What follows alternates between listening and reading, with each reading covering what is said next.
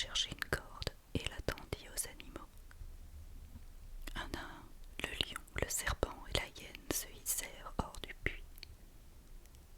Ils le remercièrent et l'assurèrent de leur aide en cas de besoin. Bien des mois passèrent, Gora ne les revit plus.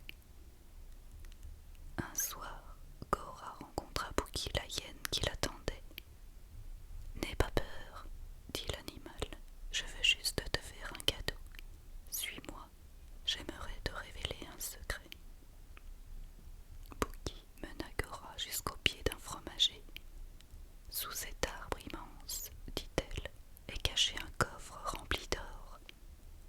Un roi l'avait enterré ici, mais il est mort subitement, sans avoir eu le temps d'en indiquer la cachette à ses héritiers. » Bouki ajouta: « Mon ancêtre qui s'était dissimulé dans la forêt avait tout vu. Il a transmis le secret à mes grands-parents, qui à leur tour l'ont confié à mes parents. Maintenant, je suis la gardienne du trésor.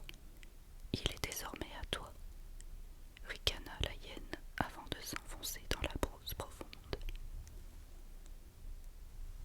Gora prit le chemin du retour. Les questions se bousculaient dans sa tête. Toute la nuit, il réfléchit. Qu'allait-il faire de toute cette richesse?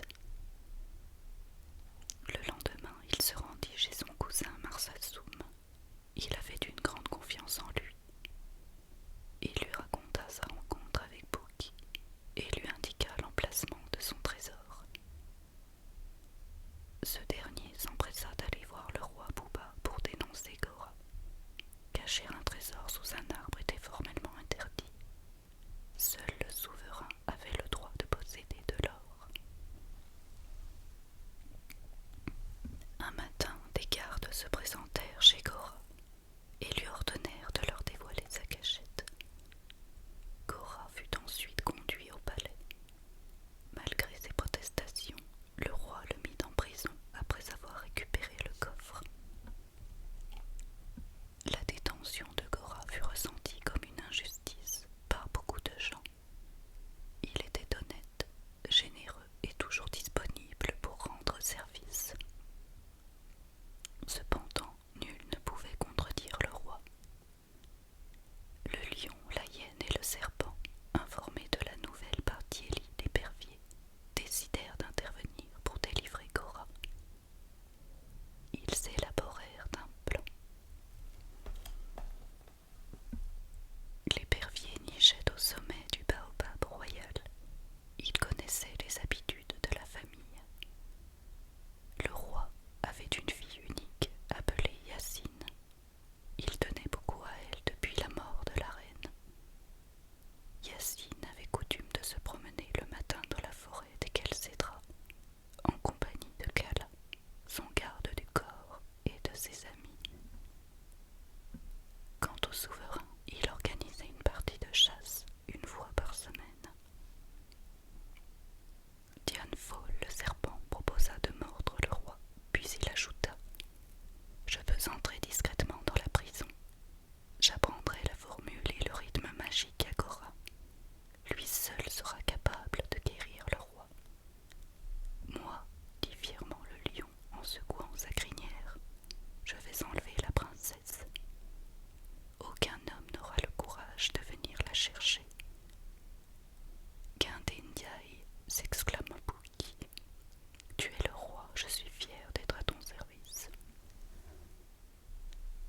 Un soir, le serpent s'introduisit dans la cellule de Gora et d'une petite voix lui dit: « C'est le moment de te témoigner mon amitié. Je vais te sortir d'ici. »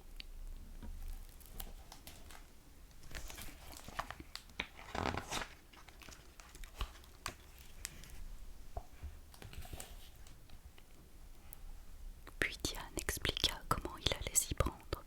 Il souffla à l'oreille de Gora la formule mystérieuse et l'onomatopée du rythme magique avant de disparaître. Un jour, après sa partie de chasse, le roi, accompagné de quelques guerriers, décida de se reposer à l'ombre d'un capoquier. Soudain, le serpent surgit et le mordit au bras avant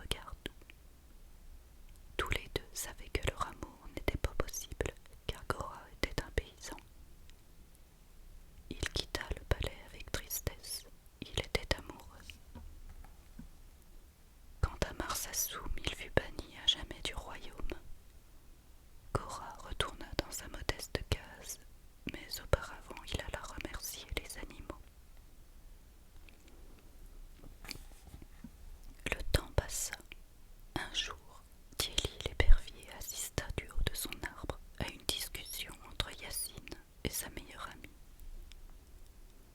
La princesse lui confiait son amour pour Cora. Elle lui parlait de sa tristesse de ne pas pouvoir se marier avec l'homme qu'elle aimait. L'épervier en informa immédiatement le lion. Guindé rendit visite à Cora au milieu de la nuit. « Mon ami, dit le lion, tu es jeune, tu es fort, tu devrais te marier. Es-tu amoureux ?» Cora lui répondit timidement qu'il était amoureux de la princesse, mais il savait que cet amour était impossible du fait de son rang social.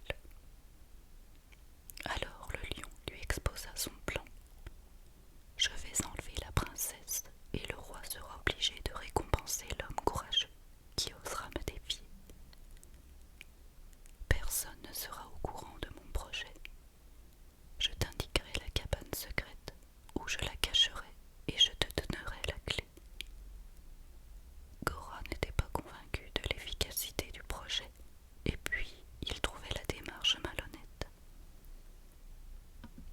Le lion insista longuement et finit par convaincre son ami en lui garantissant la sécurité de la princesse. Un matin, alors que cette dernière se promenait dans la forêt des Kelcédras, le lion, caché derrière les buissons, surgit comme un éclair. Il sema la panique parmi les amis de la princesse et enleva Yacine. Kala, le garde du corps, paralysé par la peur, ne put rien faire. Guindé détala comme une flèche et s'engouffra dans la brousse profonde. Il enferma Yacine dans sa cabane, puis il partit rejoindre Cora. Il lui remit la clé et lui indiqua le lieu où se trouvait la princesse. La nouvelle de l'enlèvement de Yacine fit le tour du royaume. Les guerriers et les chasseurs cherchèrent partout la princesse. On fouilla